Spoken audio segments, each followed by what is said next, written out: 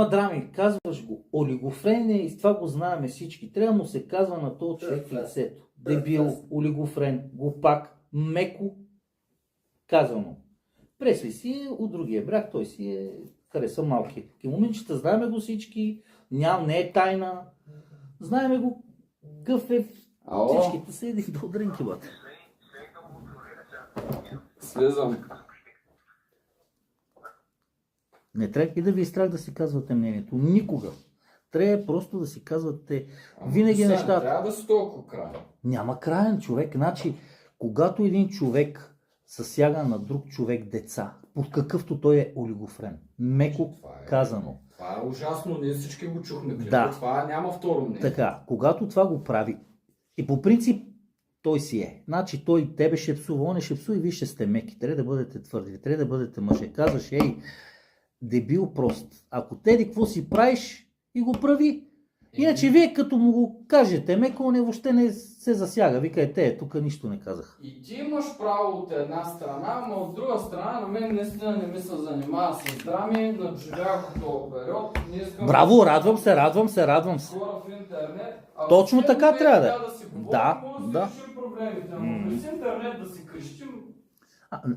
Не да викаш. Просто му казваш, брат. Що? Защо да внимавам? Ти да ме виждаш мене някога и да съм бил притеснен? Аз да съм притеснен ли? Не.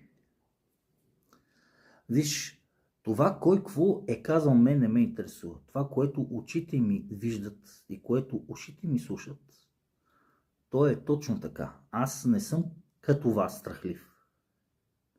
Вие сте страхливци. Вие 90% като ви кресне некой на улицата бягате. Аз не съм такъв. Не ме сравняйте с вас. Аз няма какво да се притеснявам. Мене нито някой мога ме пипне в реалния живот, нито някой мога да ме осъди. Няма и за какво. Аз съм в правото си като в демократична държава да ги правя всички за 5 стотинки. И никой копче не може и да ми каже.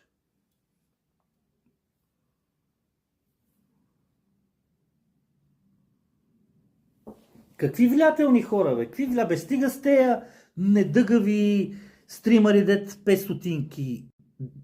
Няма да знаят ги само и децата в Майнкрафт и оня ти прави игри и спис някакъв мъж в някаква и палатка и ловат духове. Какви ми ги разправяш ти на мене влиятелни хора?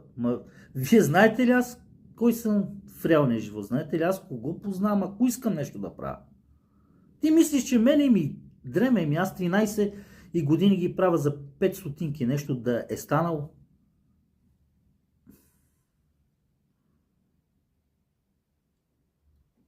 Дейте така, бе.